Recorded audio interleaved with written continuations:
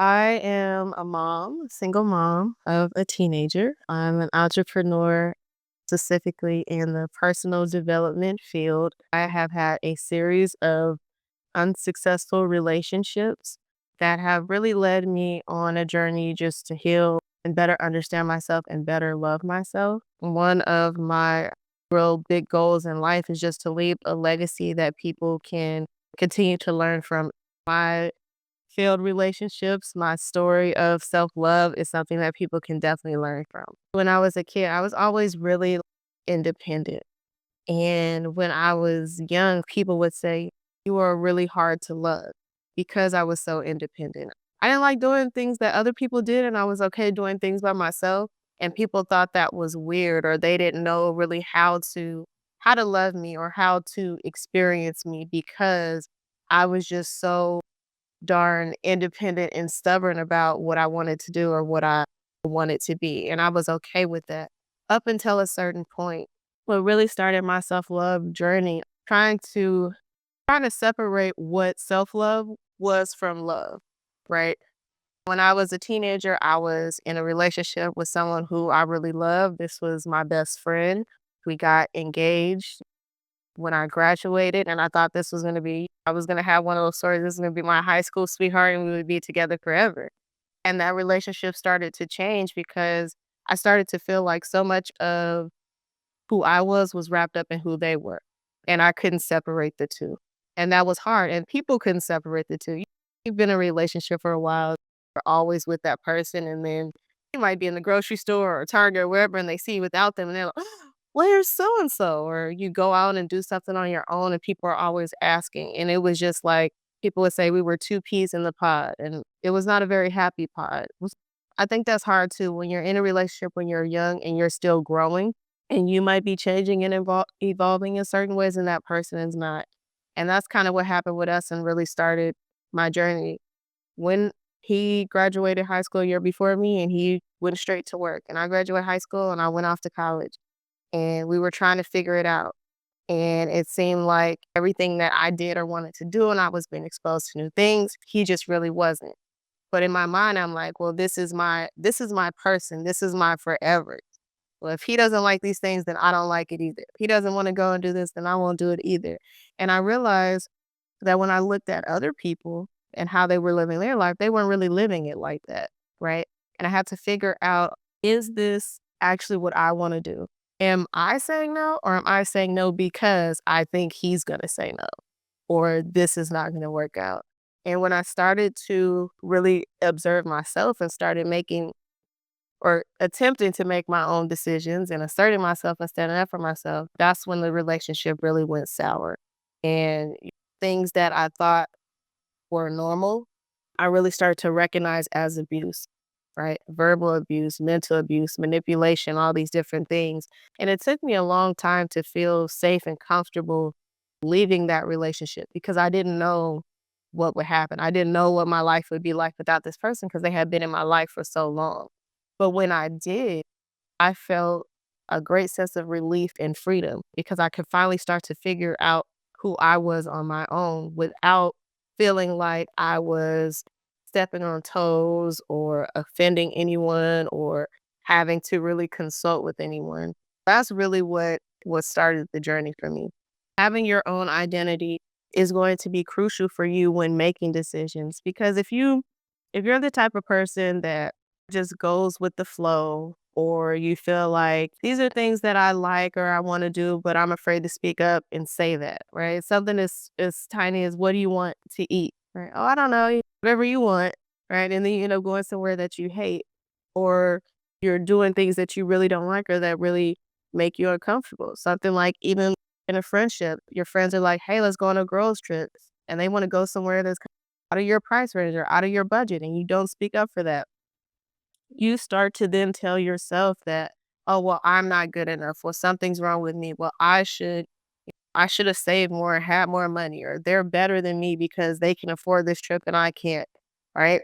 And you start to tear yourself down. But when you have your own identity, then you're comfortable with differences. You're comfortable if someone doesn't like what you don't like. I was having this conversation the other day about pizza. I said, "Oh my gosh, I just love Hawaiian pizza, but I don't really eat pork anymore." Someone said, "Oh my, I would never eat that. I would never have pizza with you." And that's fine because you don't have to have it. I do, right? I like it. And so when you have your own identity, you have this sense of confidence that says, I'm going to be okay regardless, right? I'm going to be okay. I'm going to be fine. I'm worthy.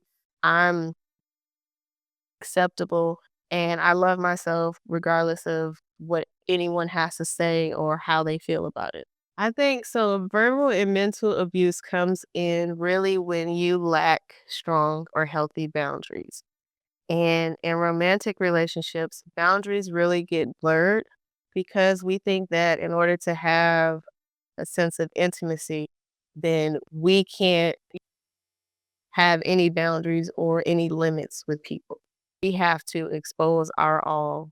Vulnerability means that I have no secrets, I have no privacy, I have nothing to myself. And that is not true. So, one of the ways that people are often mentally abused is through manipulation. Someone having constant access to you or making you feel like they should have constant access to you, right? If someone is texting you all day, that is a red flag, right? Because one, what are you doing that you have all this time to text me? Two, what do we have to talk about? And three, why do you need to have this constant access? So I found in early relationships, I would be texting this person all day. I'd be like, oh my God, they must care about me so much. Like, I'm constantly on their mind. They just won't stop texting me. But really, it was tracking me, right? Where are you? Who are you with? Why are you, why is it taking 3 hours for you to get your hair done? Right? So then that starts to develop in me some sort of insecurity. Like, oh my gosh, what am I doing wrong? Well, maybe I'll never get this hairstyle again. It takes too long. I'm spending too much time away from them, right? Tracking you. That's one way. The other thing is constant questioning of why. I always like getting my nails done, always. And I would go get my nails done and they would say, oh, who did your nails? How long did that take? How much did you pay for that? Oh, wow, that's a lot. And I would be thinking like, "Well, it's not a lot. It's what I want, so I don't think it's a lot." But then started questioning myself, "Well, maybe I'm spending too much money on my nails, so I won't go and get my nails done," right? And so this meant that I was letting go of so many other things that I actually liked and enjoyed, which meant now that I had nothing but time to spend with this person, which meant that whatever they wanted to do, I started doing. "You wanna watch that movie? Let's do it. Oh, you wanna eat that? Let's do it," because what else did I have going on? Nothing. And so it started to take me away from the people and things that I love. And that was abuse because now I didn't have an outlet, right? I'm just stuck, just me and this person, right? Before quarantine, right? It's just me and this person all the time. And so when I did reach out to friends, they were like, oh my God, we haven't seen you in weeks. I didn't run into you at the nail shop. You didn't come to my birthday party, right? So taking me away from people because now those people are going to be upset with me, right? And I'm not going to be more inclined to reach out to them in the event that something goes wrong, right? Another thing is just like about your appearance, right? Oh, why do you wear so much makeup? Oh, why are you wearing that dress? Oh, I don't like when you wear this or that, right? Manipulating you into believing that things that you've always done or the way that you look, something is wrong with it or it's too much, right? Other things that are considered or that we don't consider mental or verbal abuse, right? I would say this to younger people all the time and they say, oh, you're being sensitive or that's doing too much. But how someone talks to you really matters, right? So if we're talking to someone, you know the difference between someone playfully telling you to shut up and someone telling you to shut up, right? Or someone making jokes about you that aren't really funny, right? And no one laughs, but they're like, oh, I was just playing, right? Those things start to weigh on you. Don't forget those things, they stick in your head. And then that causes you to, again, doubt yourself, to think that you are less than, to think that you're not worthy. And so then you start to rely on this person that you're in relationship with to feed you and give you all these compliments, right? And now you're not just looking for their approval, you require their approval, right? When you get dressed, you say, what do you think about this? I was thinking about doing my hair like this. I want to get my nails done. What color do you think, right?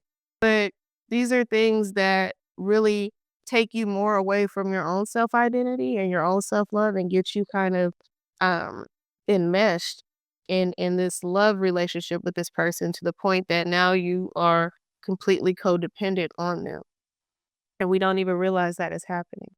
In that first relationship, I just realized that I was moving at a pace that was quicker than they were ready for.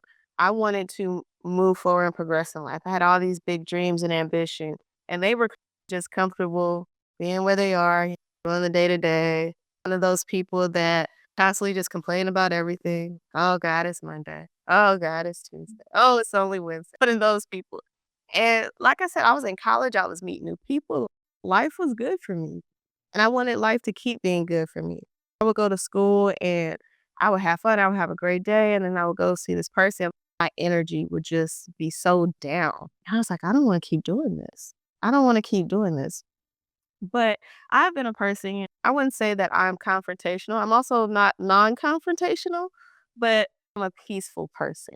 And so in that relationship, I kept going through the motions. I would say, oh my gosh, if I could just have a peaceful exit, a a seamless transition, a nice ending from this. That's what I want. I don't want to go through the breakup. I don't want to fight. I don't want to argue. I don't want to do all of this. I just want a peaceful exit. And what ended up happening is the person I was in a relationship, they got an opportunity to do something. One of those typical, all right, gotta move away 5,000 miles, blah, blah, blah. And I was like, "You should do it. You should go do this thing and get your life together, and this is gonna be perfect for you." And, they did. They did end up sticking with it or liking it, but it allowed this separation to happen so that when this person came back, they realized that they no longer fit into the life that I had created. And then when they came back, they saw how my life had evolved, and they were like, "Oh, well, I'm gonna let you do your thing." Right? And I was like, "Thank God." Because I have been in relationships where that was not the case. My last relationship was a marriage, and that was not the case. There was a big blow up, right? But even in that situation, it's very similar because I was in this marriage and I kept saying, like, this is not working for me, right? How do I how do I either make it work or get out of the situation? And then this big blow up happened that I did not see coming. And at the time it was happening, I was upset, I was crying, I was lost, I was confused, I had to figure all these things out. But probably like a week later, I was like scrolling through my phone. I had made this video.